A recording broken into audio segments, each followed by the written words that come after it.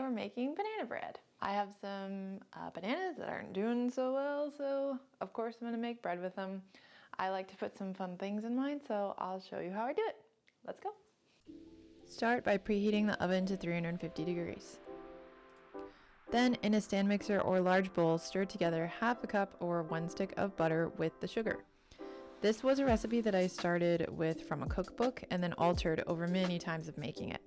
The original recipe calls for 1 1/4 cup sugar, but I like to split it nearly in half with white sugar and brown sugar, because the white sugar will sweeten and give a little body to the bread, while the brown sugar will sweeten and give a little soft molassesy flavor.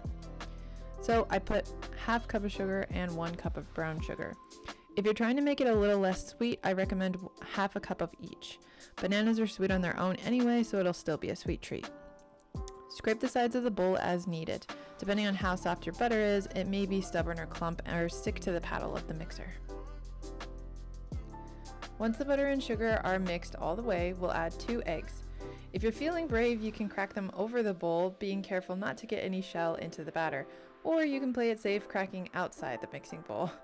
If I'm feeling particularly spicy, I'll crack it while the mixer is running, but you run the very real risk of getting eggshell into the batter and it disappearing immediately, so proceed with caution. Mix up the eggs and then we'll add the star of the show, bananas. I usually pre-peel them, but if your bananas are particularly ripe and squishy, you can sometimes squeeze them out of the peel into the bowl, which is oddly satisfying, and you won't get banana fingers. But be careful not to let the peel slip out of your grip and into the bowl like I did. If it does, just quickly stop the mixer and retrieve it. No one wants to get the surprise banana peel in their bread. The number of bananas I usually add is between 2 to 4, depending on how many I have that need to be used. 3 seems to be the sweet spot though. Now we'll add half a cup of milk or buttermilk and 1 teaspoon of vanilla.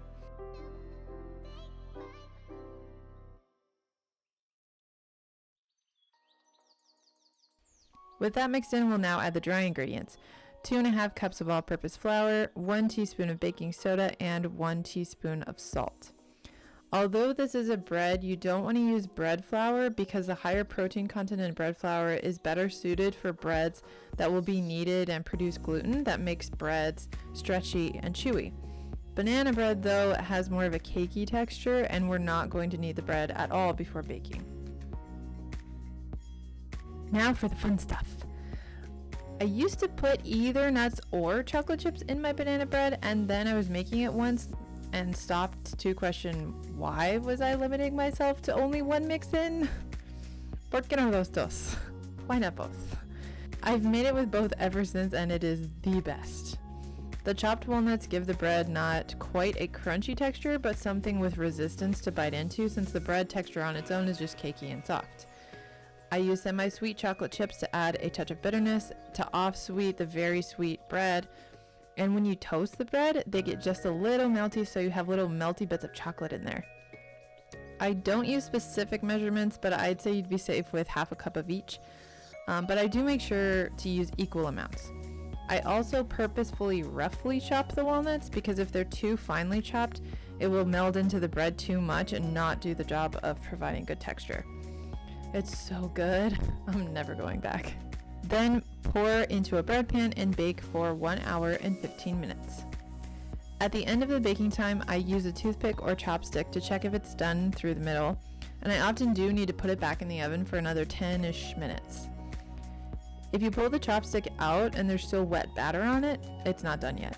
The chopstick should come out fairly clean and not wet. If you find that you've checked a few times and it's just not getting done in the middle, but the top of the bread is starting to brown too heavily, you can do what's called tenting by putting a piece of foil loosely over the top to protect the top of the bread from the heating elements in the oven while it finishes baking all the way through the middle. Once it's done in the oven, remove it and let it cool on a wire rack.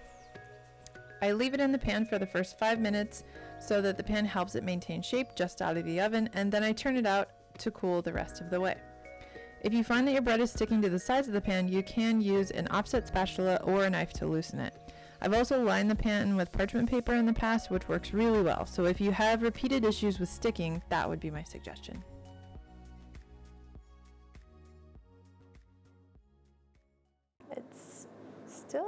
tad bit warm, but that's okay. I'm gonna just cut a piece and try it.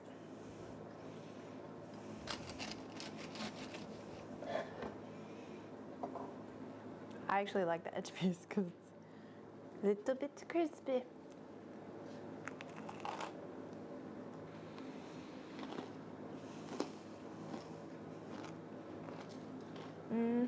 I'm gonna let it cool down the rest of the way, but I've made this a bunch of times and I know that it's good. Now, if you have bananas that you need to get use up, but you already have a bunch of bread in the house or something and you don't want to have banana bread also, this freezes. If you wrap it tightly in plastic wrap, you can freeze it. I think I've left it in there for at least 3 weeks before. You could probably leave it in there for a month. You just take it out, thaw it at room temperature, and it's totally fine. Sometimes even what I do is make a loaf and then cut it in half and then wrap up half of it and freeze it and then eat the first half so that it's not going bad on the counter at room temperature. And that's worked really well. There you go, banana bread. Bye.